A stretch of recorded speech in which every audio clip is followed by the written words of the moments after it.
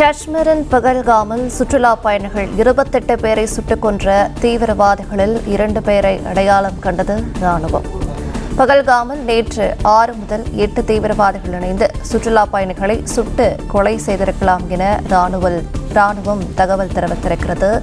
நேற்று தாக்குதல் நடத்திய தீவிரவாதிகளில் 2 பேர் அடையாளம் காணப்பட்டுள்ளனர். ஆசிப் ஷேக், அடில் கௌரி ஆகிய 2 தீவிரவாதிகளும் நேற்று தாக்குதல் நடத்தியுள்ளதாக ராணுவம் தரப்பிலிருந்து தகவல் தெரிவிக்கப்பட்டிருக்கிறது. தாக்குதல் நடத்திவிட்டு தலைமறைவான தீவிரவாதிகள் 2 பேரை ராணுவம் தீவிரமாக தேடி வருகிறது.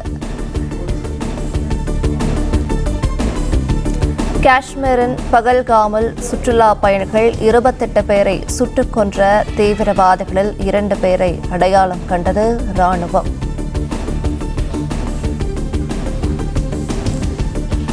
நேற்று தாக்குதல் நடத்திய தீவிரவாதிகளில் 2 பேர் அடையாளம் காணப்பட்டுள்ளனர். ஆசிப் ஷேக், அடில் கௌரி ஆகிய 2 தீவிரவாதிகளும் நேற்று தாக்குதல் நடத்தியுள்ளதாக ராணுவம் தரப்பிலிருந்து தகவல் தெரிவிக்கப்பட்டிருக்கிறது. தாக்குதல் நடத்திவிட்டு தலைமறைவான தீவிரவாதிகள் 2 பேரை ராணுவம் தீவிரமாக தேடி வருகிறது.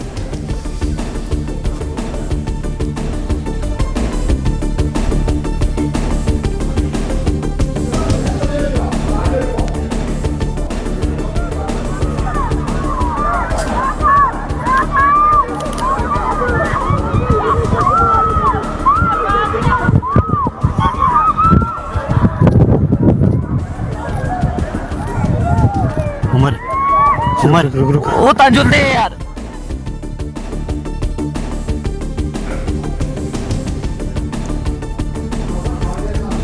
காஷ்மீரின் பகல்காமில் சுற்றுலா பயணிகள் 28 பேரை சுட்டுக் கொன்ற தீவிரவாதிகளில் 2 பேரை அடையாளம் கண்டது ராணுவம். கூடுதல் விவரங்களோடு இணைகிறார் செய்தியாளர் ராஜகுமரன். வணக்கம். மேலும் விவரங்கள் என்ன பகிரலாம்?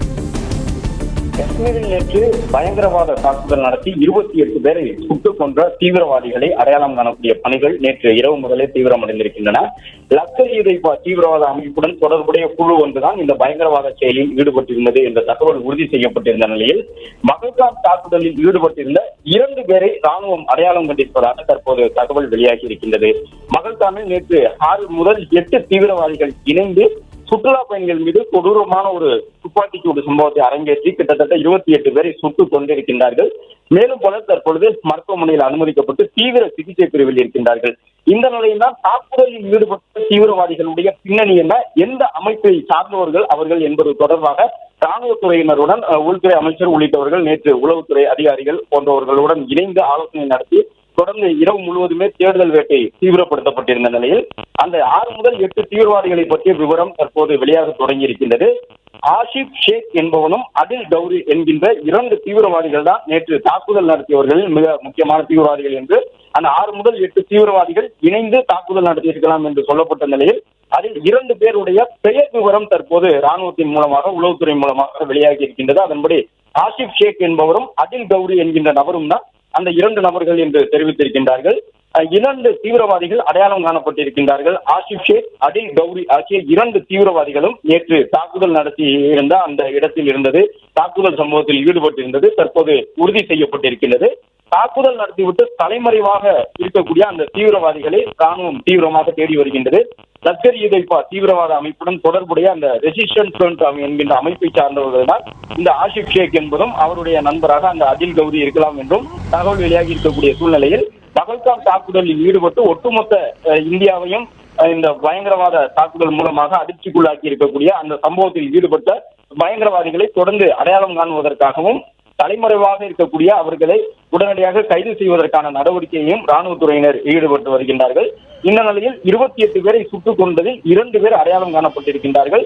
ஏற்கனவே லஷ்கர்-இ-தொய்பா என்கின்ற அந்த பயங்கரவாத அமைப்புடன் தொடர்புடைய ரெசிஸ்டன்ஸ் ஃப்ரண்ட் என்கின்ற அமைப்பை சார்ந்த நபர்கள் தான் இந்த தாக்குதல் சம்பவத்தில் ஈடுபட்டிருந்தார்கள் என்பது உறுதி செய்யப்பட்ட நிலையில் அதில் ஆசிப் ஷேக் என்பவருடைய பெயரும் அடில் கௌரி என்கின்ற நபருடைய பெயரும் தற்போது வெளியாகி இருக்கின்றது. விவரங்களுக்கு நன்றி ராஜகுமரன்.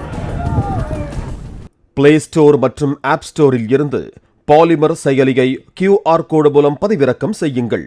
செய்திகளை உடனுக்குடன் பெறுங்கள்.